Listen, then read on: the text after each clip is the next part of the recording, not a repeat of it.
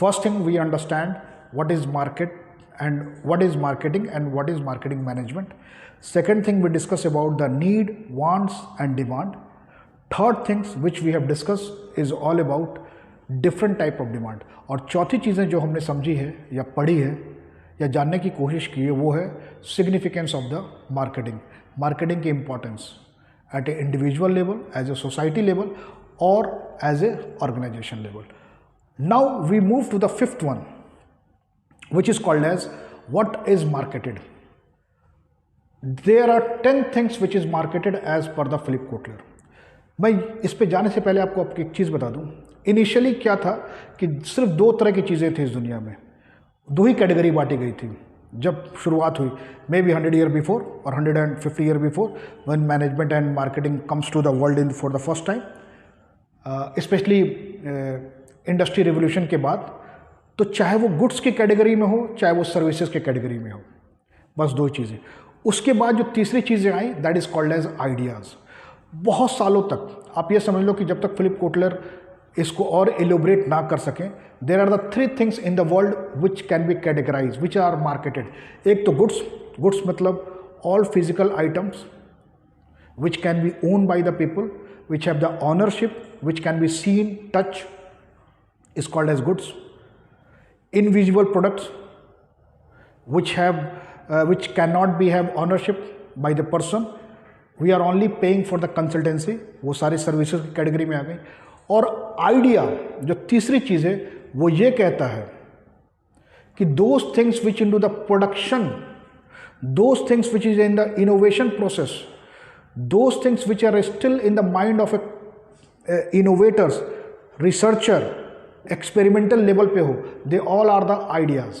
इसका मतलब ये हुआ कि future products and goods is the idea today. आज से 25 साल पहले जब किसी ने गूगल के बारे में सोचा था तो that was the idea of a person.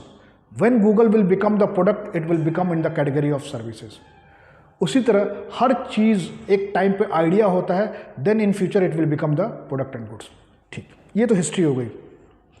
Now Philip Kotler केम और फिलिप कोटलर ने बोला नहीं नहीं, ये सिर्फ तीन चीज़ें नहीं है. नाउ इट इज़ आज के कॉम्पिटिटिव वर्ल्ड में कम से कम 10 चीज़ें ऐसी हैं जिसको मार्केटेड की जा सकती हैं और 10 कैटेगरी बनाया जा सकता है. It's not only the goods, services and ideas, but there are the 10 things. Why 10 things? Because these things require different strategy of marketing. एक तरीके से नहीं करते हैं, अलग अलग तरीके से हम इसको करते हैं. अब मैं आपको एक एक करके दिखाता हूँ. यहाँ आप देख सकते हो नाम, what is marketed, 10 things are marketed. Initially जैसा कि मैंने बोला गुड्स हैं, सर्विसेज हैं और 10th नंबर पे जो आइडिया था. इसके बाद इवेंट्स हैं, experience, person, place, organization, information, property. So as per Philip Kotler they are the 10 categories which can be marketed. अब वन बाई वन हम देखते जाएंगे. मैंने फिर से रिपीट करता हूँ कि why this category has been done. इनको 10 कैटेगरी में क्यों बांटा गया है? क्योंकि as per Philip Kotler every category need different strategy of marketing. एक ही मार्केटिंग स्ट्रैटेजी से, एक ही मार्केटिंग प्लानिंग से हम सारी चीज़ों को नहीं कर सकते हैं. Late us see how. अब एक एक करके हम देखेंगे. अब जैसे इसमें एक टू डू वर्क है. ये 10 चीज़ों के बारे में जब हम समझ जाएंगे तो ये कोशिश करेंगे कि हर कैटेगरी में दो एग्जाम्पल कम से कम डालें. First we try to understand goods. Goods के बारे में बहुत सिंपल है. Goods is the first category which means all the physical products जिसको हम छू सकते हैं, देख सकते हैं, अपनी ऑनरशिप में रख सकते हैं, उसको यूज़ कर सकते हैं और उसके बाद कंज्यूम हो जाएगा वो.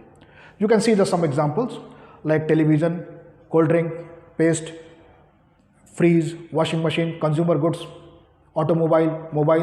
These all are the category of goods. ये सारे गुड्स के कैटेगरी हैं. ठीक. सेकेंड कैटेगरी है जो that is the see, but we don't have the ownership, we can not touch it, only we can take the services, consultancy and we are paying for that. जैसा कि hotel industry, we use to go there, we take the services, we come back. Doctor, education, tourism, these all are the category of services. यहाँ मैं एक चीज़ और जोड़ना चाहूँगा. There are the no pure goods in the world, there is no pure services in the world. When the major part, मान लीजिए 80% 90% part is related with the goods, तो उसको गुड्स के कैटेगरी में डाल दिया गया। और व्हेन द 80 to 90 और 95% part is related with the consultancy, उसको सर्विसेज के पार्ट में डाल दिया गया। जैसे मैं रेफ्रिजरेटर या टेलीविज़न लेने गया मार्केट में, that is goods, but when I require training about that one, how to use it, when there is any problem, who is going to tackle it, तो वो सर्विसेज पार्ट है, वो छोटा part है, but the major part is goods.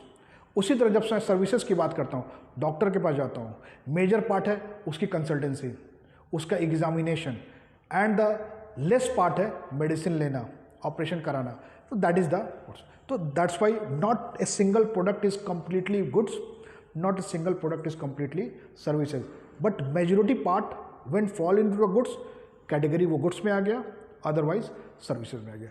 Then third is the experience. Experience क्या होता है? When somebody has the experience, experience को आप टूरिज्म से कंफ्यूज नहीं होना, because somewhere sometimes I use to see that students are confuse with the experience and tourism. बहुत simple सा ये है, I will come to that point. Experience में क्या होता है कि when existing product, 2-3 existing product को कंबाइंड करके कुछ एक नए प्रोडक्ट को ऑफर करते हैं मार्केट में, that is called as the experience. जैसे डिज्नीलैंड एक एक्सपीरियंस है।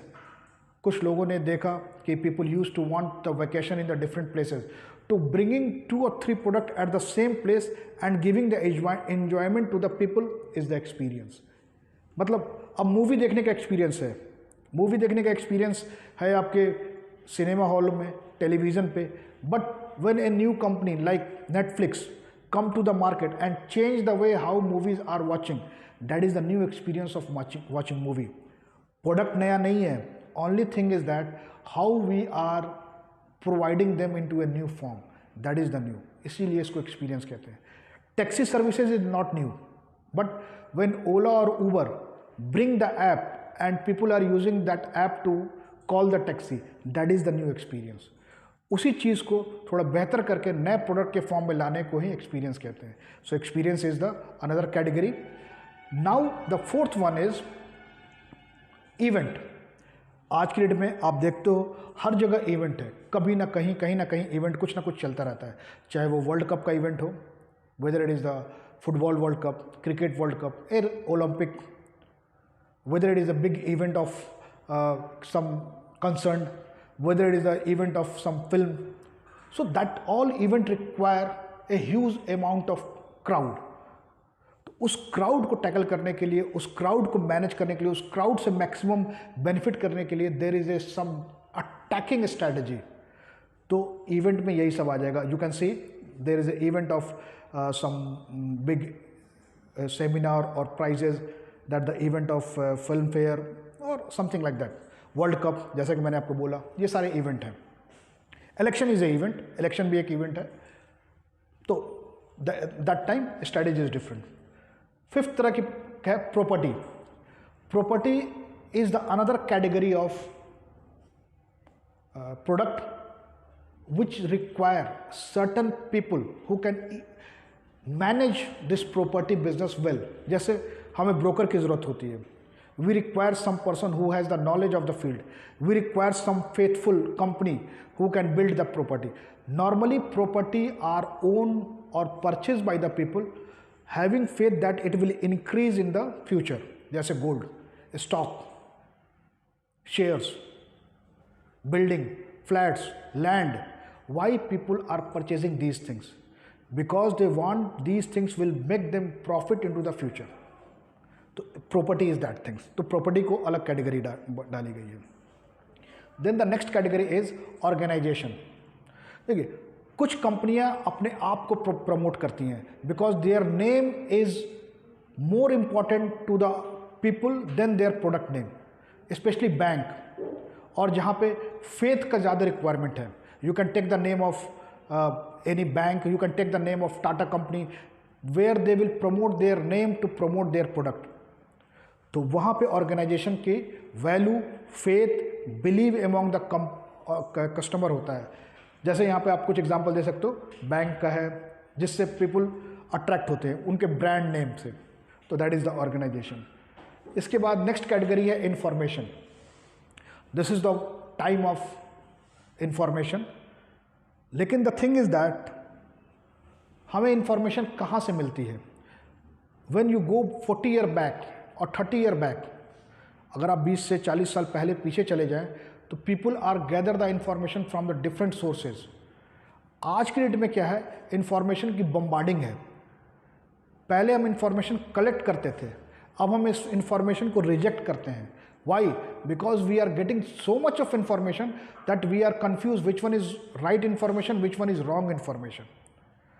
तो इंफॉर्मेशन प्रोवाइडर जो भी हैं, they will comes under one category. Information related with news, related with some new happen or happening into the world, or some study materials who are providing that. So information must be reliable, fast, accurate, on time. जैसे कुछ example आप यहाँ देख सकते हैं, some news channels, website on which we believe. Suppose we got some information on the Facebook. We may not believe. We will go to the some website which we believe. We can go to the some news channel which we believe, and then we will rectify. So that is the point of the information. Information इस तरह से समझ सकते हैं. Then ideas, जैसा कि मैंने आपको कहा था, today idea is tomorrow product.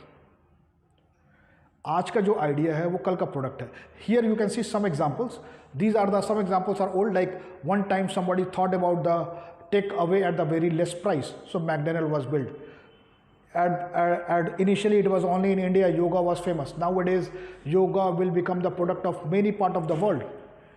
E-vehicle will be the next future of the world. Automobile में जो आगे आने वाले टाइम में e-vehicle, nitro gas vehicles, this will be the future for that one. So idea is all about tomorrow products in the form of goods or services. So ये 10 category हैं on which we can categorize the complete product which is marketed. ठीक है. And then one more is there, like person. Nowadays person, especially those who are into the celebrity category, whether they are the sports person, whether they are the film actors, whether they are the leaders, they want a clear image, clean image and good image into the society, into the market, among their fans, among their follower. So they need their PR agency, PR team, they need different strategy. तो उसी के लिए persons को भी एक category में डाला गया. जैसे you can see sportsman, Sachin Tendulkar is there, Shahrukh Khan is there, Messi is there. So like that some leaders are also there. So they are they need for that particular things. Places, मैंने बोला था टूरिस्ट प्लेसेस से आपको experience में confuse नहीं करना है. तो places is all about tourist places, whether it is the man-made tourism sports spot or natural beauty where people will go. So it's the duty of a government, it is the responsibility of the people to make people aware, other people aware about the tourism places of their place. There are the many part of the world who are earning a good amount and contribute to the good amount to their GDP through this tourism. So some of the tourism places, especially in Indian case, Paris is there, that one is Eiffel Tower, then Taj Mahal is there, and some other pilgrim places. So they all comes under the category of places. Now we move to the last part of first chapter. Last part of first chapter is all about marketing management philosophy. देखिए, अभी तक हमने 5 चीज़ें पढ़ ली हैं. Marketing and marketing management, need, wants and demand, different type of demand, उसके बाद significance of marketing. फिर 5th में हमने पढ़ा कि 10 different things which is marketed. और this is the last topic of today और the first chapter which is called as marketing management philosophy. Marketing management philosophy को आप ये भी कह सकते हो marketing management concept. Marketing management को आप ये भी कह सकते हो टाइमलाइन ऑफ मार्केटिंग मैनेजमेंट. तो चाहे आप मार्केटिंग मैनेजमेंट टाइमलाइन बोलो, मार्केटिंग मैनेजमेंट फिलॉसफी बोलो, मार्केटिंग मैनेजमेंट कंसेप्ट बोलो, all 3 things are same. Let us try to understand these are the 5 major category of marketing concept और फिलॉसफी।